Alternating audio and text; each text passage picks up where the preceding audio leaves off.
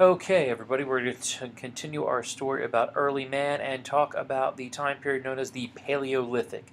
The Paleolithic is part of the Stone Age, lithic with stone, and we have Paleo and Neolithic, the Old Stone Age and the New Stone Age. So let's go with the old one first. And we're going to be walking and walking, but we've got puppies. Okay, so the Paleolithic is the Old Stone Age, and this is how we survive. We are hunter gatherers, okay? And basically, what you have is a large area where you have a group of individuals, somewhere between 20 and 30. I don't think we can really get any bigger than that because you just can't provide enough food.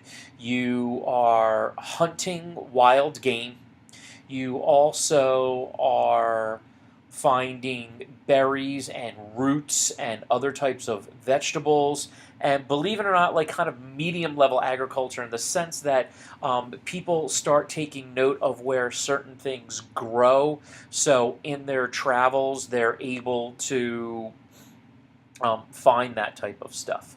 As far as where people are living. A lot of times we're out in the open. We can make small shelters that we can break down. Yes, you have some people that live in caves as well, but everything for the most part is temporary, okay? You are following the food, you're following seasons. If you have a place in the wintertime and there's no food, you can't live there, okay?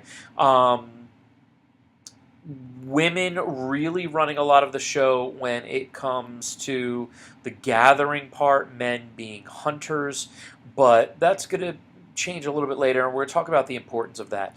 But what you also will have the development are the herders or pastoralists, okay? Once we start to domesticate animals, which we will talk about quite a bit, the herders are going to become a different group that I'm going to talk about specifically.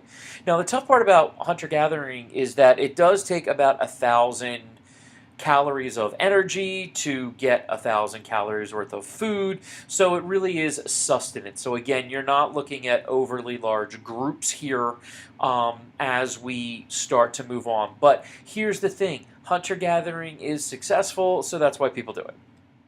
Now, what we become really good at are making a variety of different tools. Okay, you see here we have the nut grinder and another grinder and a knife and different types of arrowheads and spearheads, as we'll talk about, and smashers and fish hooks and all sorts of stuff. As you can see, it's all made of stone, but you see some of these things over the right here. You look at the mouse here, here, here. Sometimes we'll see things made out of antler. Sometimes we'll see things made out of bone.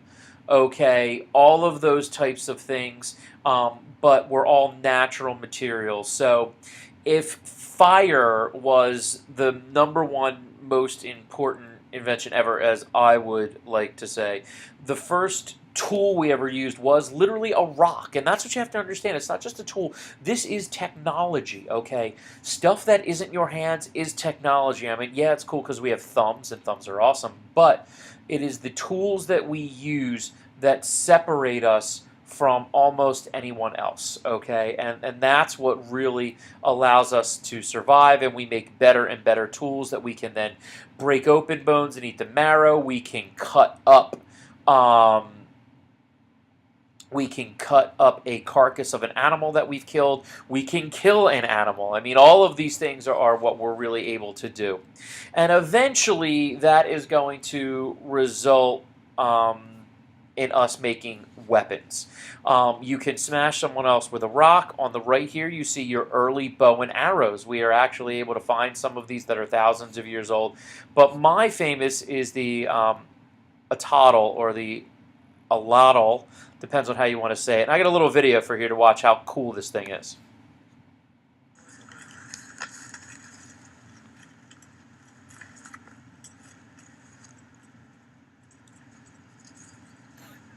So what we were able to make is this little handheld device that you were able to put an arrow or almost like a mini spear in and launch it with actually surprising accuracy with a lot of power over a very far distance. Now that was used for hunting or for combat? This was used for hunting and combat, obviously, because everything was used for combat. But the first major application of this was hunting mammoth. You're kidding. No. Jeez. They were slightly heavier, but not by much. Yeah. About a foot longer. And that was what you used for mammoth. This would have been about the right size for deer. Now, how big would you use for a mammoth? Like I said, about 1 foot longer. Yeah. And a slightly heavier haft, but with an obsidian blade, so it slices through that heavy skin. Wow. So obsidian Yes, is a it. dark So rock, the end very, very strong. hooks onto that spot. And then as it's traveling out, this extends your arm reach, putting force on the end for much longer, increasing your speed. And this is why humans survive, because we can make cool stuff like that. Now, societal things are very, very crucial here.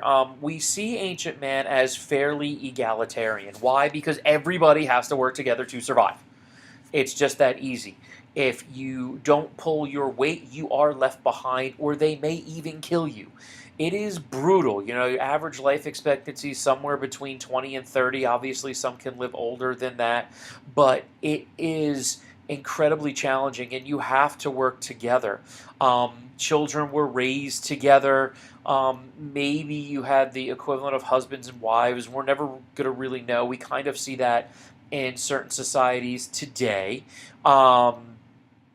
But you have to work together or else you're just not going to make it. Now, we do start to see social classes develop. And when we see social classes, like, what are we talking about? We're seeing, who's the biggest, who's the strongest, who's the smartest. Because basically, social class develops in who is the best at keeping us all not dead. And I know it sounds like an oversimplification, but it's not, okay? These social classes were huge, okay? And you do have a leadership class that will develop. You can say it was male-dominated because that's where, I have here the hunt comes in. The men did lead the hunt. The men tended to use the weapons more than women did. But women were feeding everybody, and it was important that women were procreating, that women gave birth. And that's huge because you don't continue on without that. Now, was it hard? Yes, because of the demands on their body. Sometimes they'd have miscarriages. The population tended to be very static. But you do get the development of a society, but a fairly egalitarian one. And of course, the hunt, this is the biggest hunt. And what you got to remember is that these guys are living back at times where a lot of stuff kills us. Like, yeah, we hear about, like, people that die from an animal attack or some freak spider attack or something, but it's very, very rare, right? Back then at this time, you had lots of things that would eat you or kill you. A mammoth will kill you. A cave bear, which, by the way, could be like 18 feet tall, would kill you. A saber-toothed cat would kill you and eat you. Okay, they have these things called terror birds that are like 10-foot tall birds that could eat you.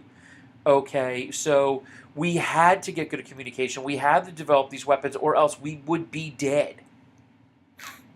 Now, what we also do see is the beginning of trade. And in the early days, we do see bands probably interacting, okay?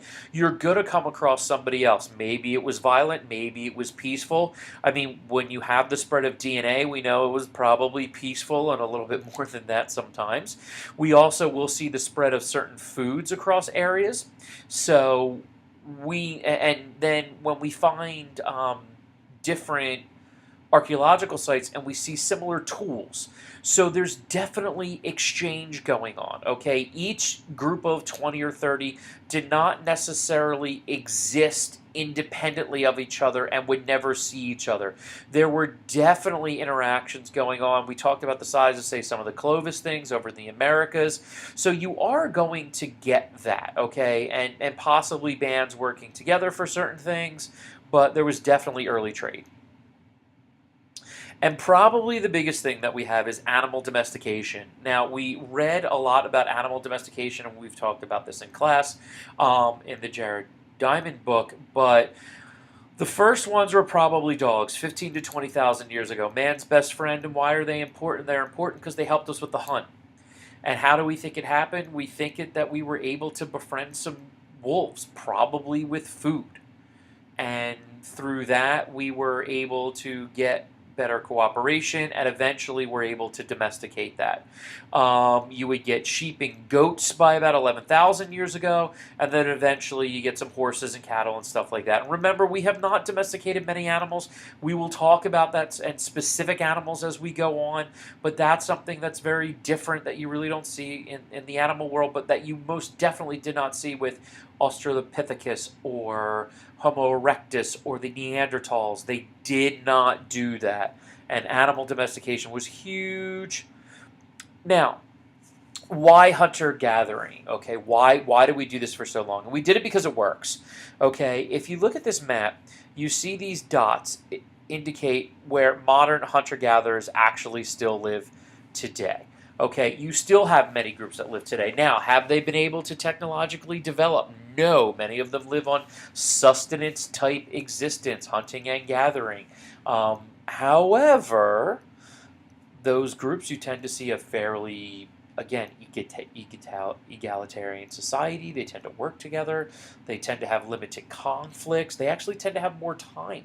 Okay, believe it or not, when you're hunter-gatherer, people think that you're always constantly hunting and gathering. You're not. You have a lot of time for language development and probably music development. We find early musical instruments like drums and flutes and stuff. So this is something that can be successful. We're actually going to talk about that and debate that a little bit. You know, how great was agriculture, but that would change. But nonetheless, the Paleolithic, we are becoming more modern. We are making more tools. We are cooperating. We are working together. And pretty soon, we're going to have the biggest change in human history. All right? Make sure you follow your assignment. I'll see you guys soon.